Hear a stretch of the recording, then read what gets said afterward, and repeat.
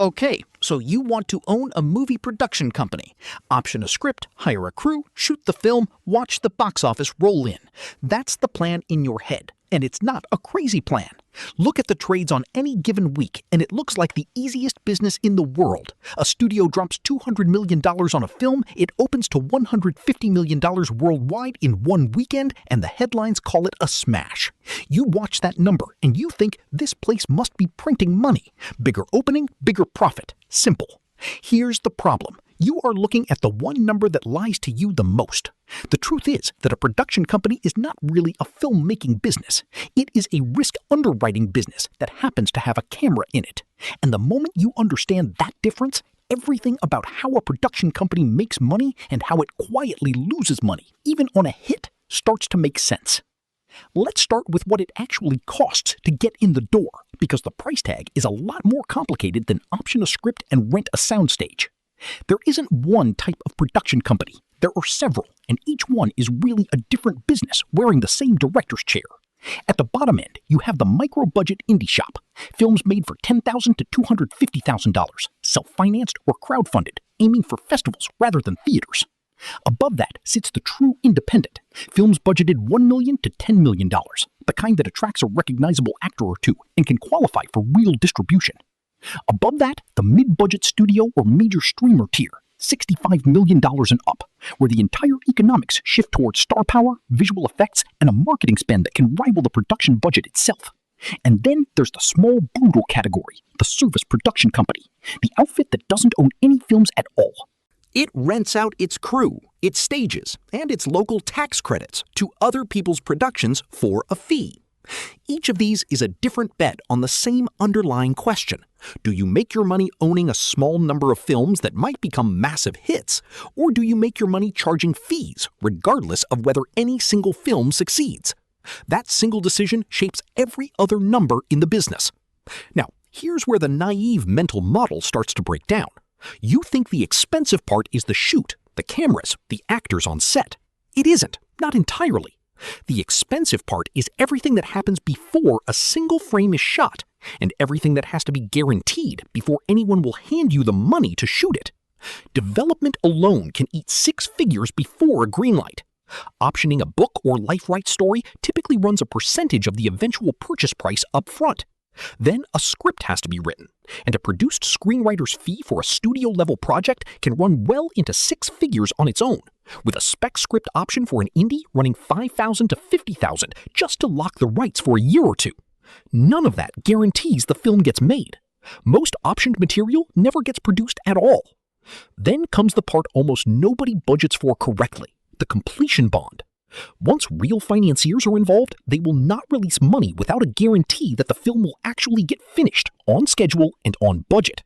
That guarantee costs 2 to 6% of the entire production budget, paid to a completion guarantor who has the right to seize control of your production and finish it themselves if you go over budget or fall behind schedule. On a $5 million film, that's $150,000 to $300,000 before a single day of shooting. On a $20 million film, that's $400,000 to $1.2 million. It is not optional. It is the price of being taken seriously by anyone with real capital. Add insurance, production insurance, errors and omissions coverage, cast insurance, weather and equipment coverage, and even a modest independent film can carry $50,000 to $150,000 in insurance costs alone. Add union fringes, because if you're working with SAG-AFTRA actors or an IATSE crew, payroll burden on top of gross wages typically runs 22 to 34% for pension, health, and payroll taxes. That's not a rounding error. That's a quarter or more added on top of every wage line in the budget. Add up development, the completion bond, insurance, union fringes, a contingency reserve of roughly 7 to 10% of the budget that the completion bond company will require you to set aside for overages, and a modest mid-size independent film can require its full $5 to $20 million production budget to exist on paper months before a single day of actual filming. So far, so good. Now let's talk about what can go wrong. Location is the next trap, and it's a bigger one than people expect. Where you shoot isn't really a creative decision anymore. It's a financial one. As of 2026, most U.S. states offer production incentives, rebates, or tax credits that return roughly 15 to 45% of qualified in-state spending back to the production.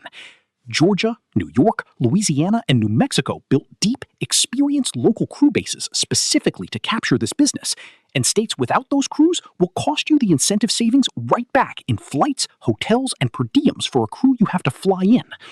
Pick a state with a great headline rate but no local crew base, and you can end up worse off than if you'd shot somewhere with a smaller credit and cheaper logistics. And the money isn't instant. Most rebates take 60 to 90 days after production wraps to actually arrive. And some tax credit programs take 6 months or longer. Production companies routinely have to borrow against a tax credit they've already qualified for just to make it to the payout.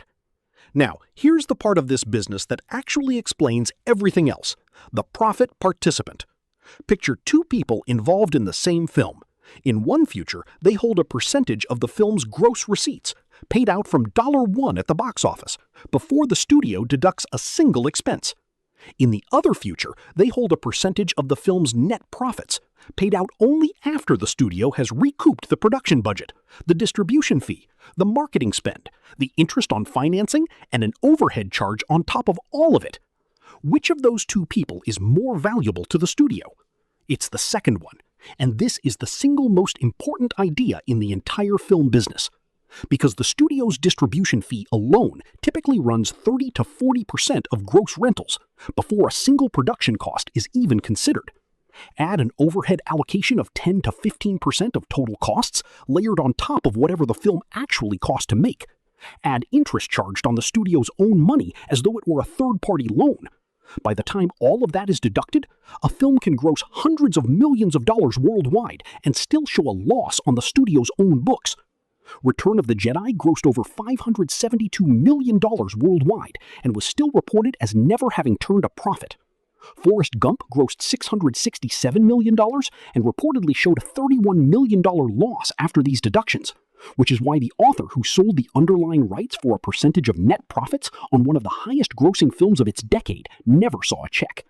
Studies of major motion pictures have found that somewhere around 70 to 80% of films never show a net profit on the studio's own books, even though the same research suggests the real economic return, once every distribution channel and territory is counted, is positive far more often than that. The gap between those two numbers isn't an accident. It's the business model.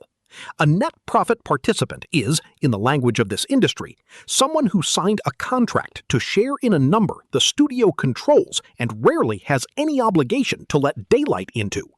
While the fixed distribution fee and overhead charge keep flowing to the studio like clockwork, whether the film is a hit or a disappointment, every dollar of that fee is real money that hits the bottom line immediately. This is not cynicism. It's structural.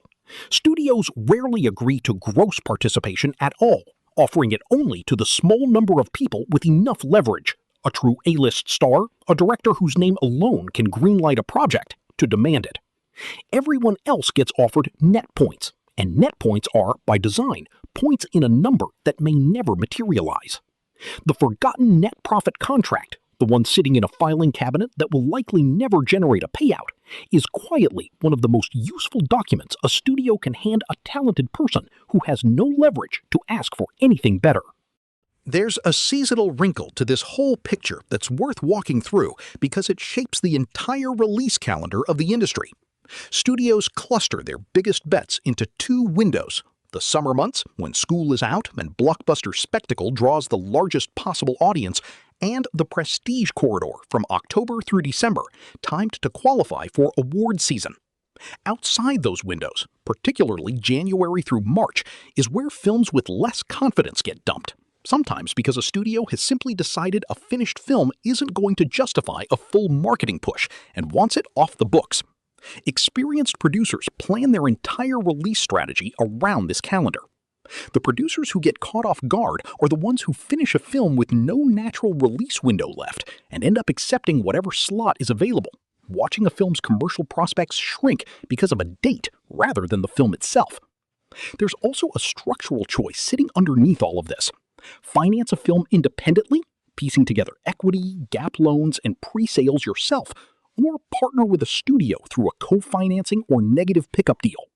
A studio partnership gives you access to their marketing muscle, their distribution pipeline, and often a guaranteed minimum payment on delivery. That's valuable, especially for a producer without a hit yet. But it isn't free.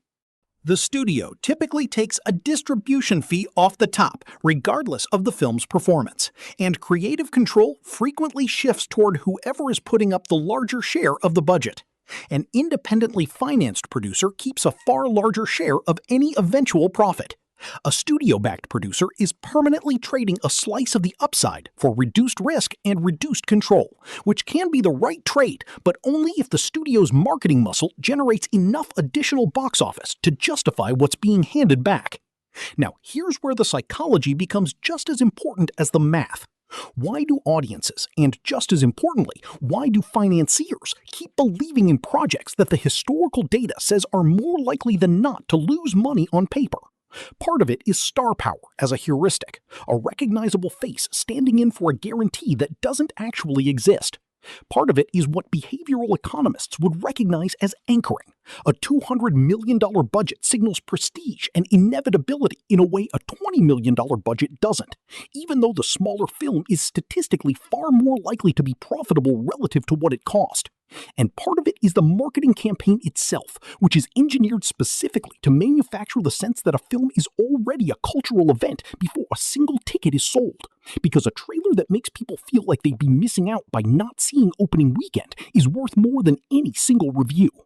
The industry's spending patterns reflect this deliberately. P&A, prints and advertising, marketing spend often equals or exceeds the production budget itself on a wide theatrical release. And for major studio tentpoles, it can run 50 to 100% of production cost. A film that costs $100 million to make might carry another $100 to $150 million in global marketing on top of it, which means the industry's own rule of thumb is that worldwide box office has to reach roughly 2 to 2.5 times the production budget before the film is genuinely in the black, once the marketing spend and the theater's roughly 50% cut of ticket revenue are both accounted for.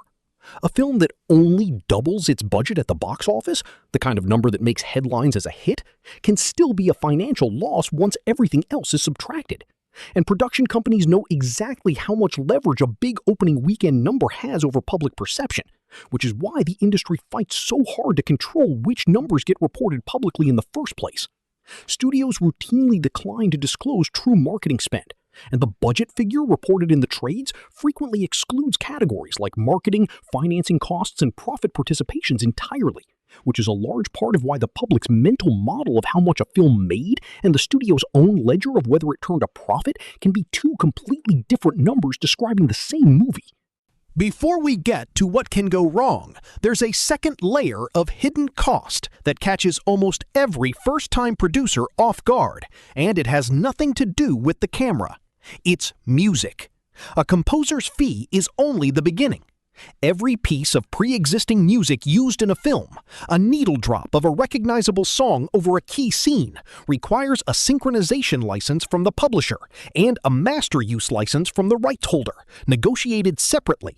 And for a well-known track, those licenses can run anywhere from a few $1,000s for an independent film's festival cut, up into 6 figures for a single song in a wide theatrical release. Skip this, and the risk isn't small. Statutory damages for willful copyright infringement can run from $750 per work up into the tens of thousands, and courts have shown no patience for productions that assumed a personal streaming license or a we'll clear it later plan was good enough. That's a small example, but it points at the bigger lesson of this entire business. Almost none of the real costs are the ones printed on the one-page budget summary investors see first. They're the ones buried in a music clearance negotiation, a completion bond contract, or a residuals obligation that nobody reads carefully until a film actually succeeds and the bill comes due. Because success creates its own costs. Residual payments to actors, directors, and writers under union agreements are triggered by a film's performance in home video, streaming, and television. And on a genuinely successful film, those residual obligations can run into the tens of millions of dollars over the picture's lifetime, a cost that only exists because the film worked. Now let's talk about whether a production company built entirely on this slate betting model can actually survive. Because the honest answer is sometimes not, even with real money and real hits behind it. Take a mini studio that at its peak had co-financed and distributed films including major titles with recognizable box office success, and had poured more than $1 billion into partnerships with 2 major studios. On paper, the model looked sound. Spread the risk across a slate of films, use a data-driven algorithm to avoid the worst bets, and let the hits cover the misses. And yet that company filed for Chapter 11 bankruptcy with more than twice as many liabilities as assets, over $1 billion owed against roughly $500 million in assets. The company's own founder said the strategy only needed to hit singles and doubles to work. The answer isn't that the films stopped finding audiences. Several of the studio's individual films performed reasonably well. The answer is structural. The company had layered debt on top of debt to keep financing new slates while older obligations came due. And when a group of lenders began fighting each other over who would get repaid first, the entire capital stack collapsed within months, dragging dozens of individual film-holding entities into bankruptcy alongside the parent company. A production company with real box office successes to its name can still be one lender dispute away from insolvency. The presence of hit films tells you nothing about whether the underlying financial structure connecting debt, fees, and delayed tax credit payments can hold. So how does a production company actually make money in plain mechanical terms once it's past all of this? The core engine for anyone financing and releasing a film independently is simple. Worldwide box office, roughly halved by the theater's share, has to exceed production cost plus P&A marketing spend before the film is in the black.